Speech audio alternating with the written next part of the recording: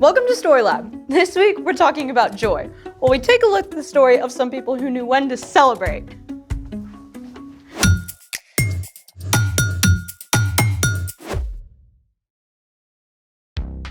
Hey, I'm Skylar. And I'm Sebastian. We're talking about joy, which is choosing to celebrate what God is doing. We have a lot of different reasons to celebrate, from big to small. Like finishing a race or finishing a puzzle.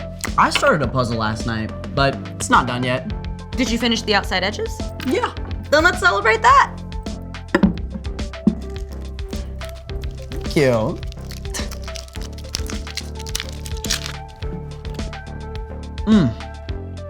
All right, biggest bubble wins. Ready?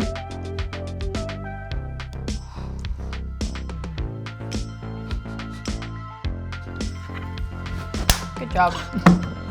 We're celebrating our celebrations. Every successful bubble deserves to be celebrated. And that's a lot of celebrations. Speaking of bubbles, I know how to create some epic ones.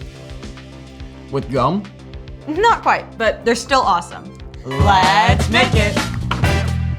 For a giant bubble wand worthy of celebration, we will need 2 wood dowels, 3 yards of cotton cord, 2 eye hooks, and a couple of washers. Why do we need washers for bubbles? It helps make a bigger loop for bubble making. Step 1, take a dowel and screw one of these eye hooks in. It might help to have an adult drill a small hole for the hook.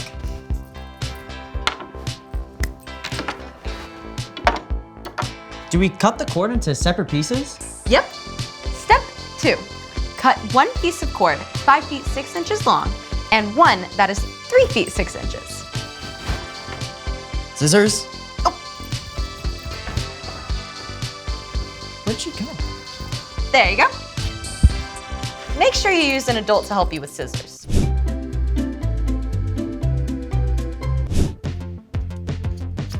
There we go. There we go. Step 3, place the washers onto the long cotton cord. Wait, both of them? Yep. They will help later when we try to make big bubbles. Perfect. Step 4, tie one end of each cord to each dowel to make a giant smile.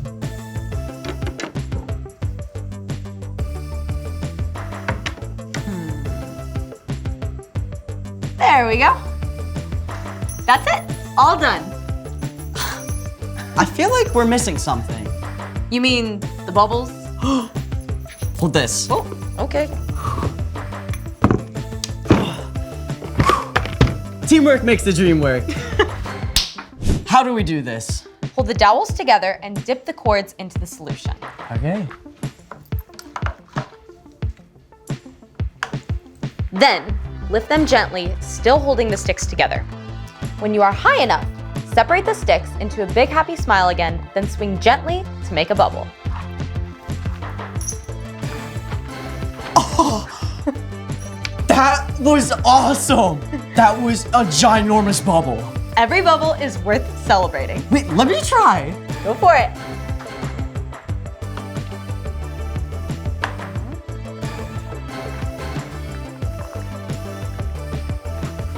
Whoa.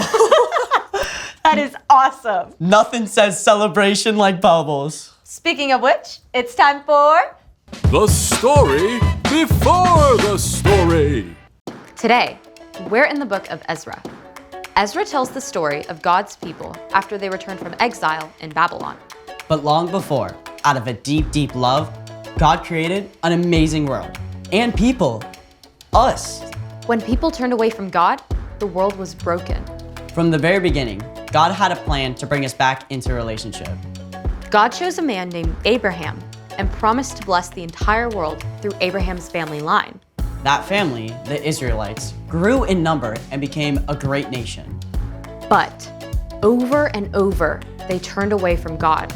At last, they were captured and taken away to Babylon. Even then, God promised that after 70 years, they would come home again. Which is where our story starts. Take it away. Hey everyone, I'm Erica. For 70 years, The Israelites were exiles living in the foreign land of Babylon. That's pretty much a lifetime! In fact, Babylon itself had been conquered and was now part of Persia. Many of God's people had never even seen their homeland of Judah. But even before the exile, God had promised through the prophet Jeremiah that the Israelites would return home after 70 years. So as God's people neared the 70-year mark, they must have wondered, We're still exiles. We have no power. What's going to change, God? the situation seemed hopeless. But our God is so awesome and powerful, it doesn't matter that we are not. In fact, God moved the heart of the new Persian king Cyrus to favor the Jewish people. The Lord is the God of heaven. He has appointed me to build a temple for him at Jerusalem in Judah. Any of his people may go up to Jerusalem and build the Lord's temple. This was incredible. Not only did King Cyrus give permission for the Jewish people to return home, but he gave back thousands of gold and silver dishes that had been taken from God's temple 70 years before. More than 40,000 Jewish people traveled home to Jerusalem on an epic journey. It took them months. And when they got home, well, it wasn't exactly home sweet home.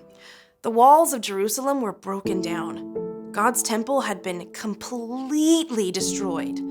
The people couldn't live in Jerusalem, so they settled in towns outside the city. But their leaders, including a man named Zerubbabel, knew the most important thing was to rebuild the temple, the place where God would dwell among them. We'll start with the altar of the temple. What about the city walls? Yeah, there are enemies who want to stop us. We will honor God by rebuilding the temple first. Even though they were afraid, the people trusted God and rebuilt the huge, beautiful altar. This was one of the most important parts of the temple, where they could make offerings to God.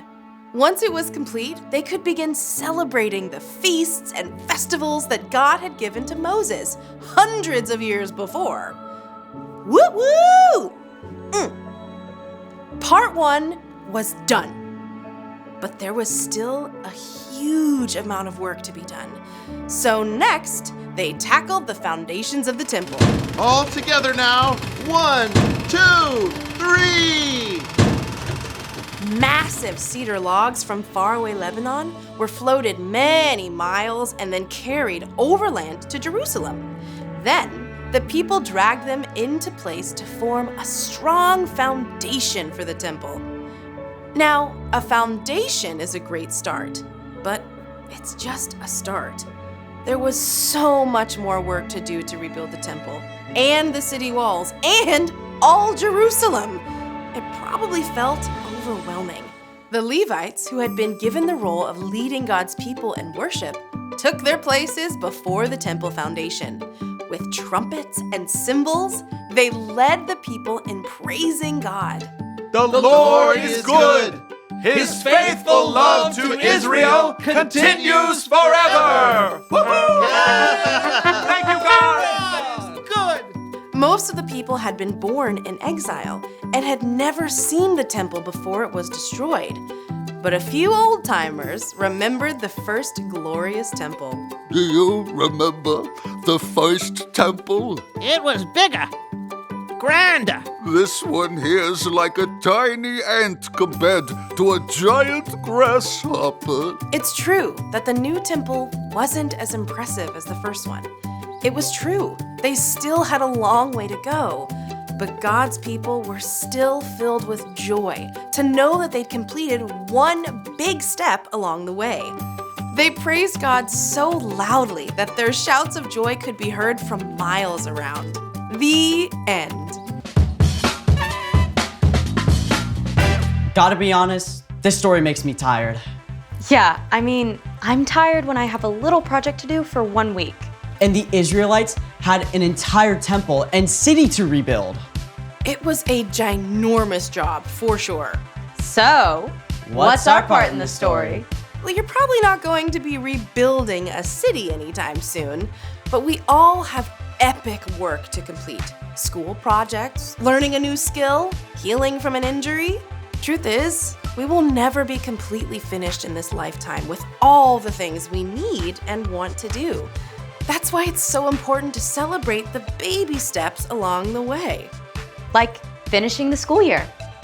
Or learning how to play one song on the guitar. Exactly. God is with you each step along the way, and it's so important to stop and remember that. When you give thanks for all God has done and ask God for help to keep going, that can bring you joy. Even when you're not done yet. Yup. God knows we need joy in order to keep going. So this week, look for baby steps to celebrate. Like getting a good grade on your math assignment. Or making it a whole day without arguing with your sister.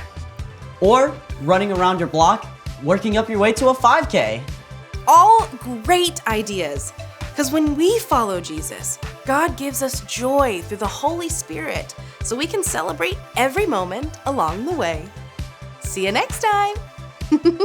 Bye. Bye. So here's the thing. Celebrate each step of the way. Every step and every bubble. Ready to celebrate some more? Definitely. Instead of one giant bubble, how about a gazillion tiny bubbles? How about both? Whoa! Try it again, try it again. Whoa! Thanks for joining us in the Story Lab. See you next time. There's so many of them.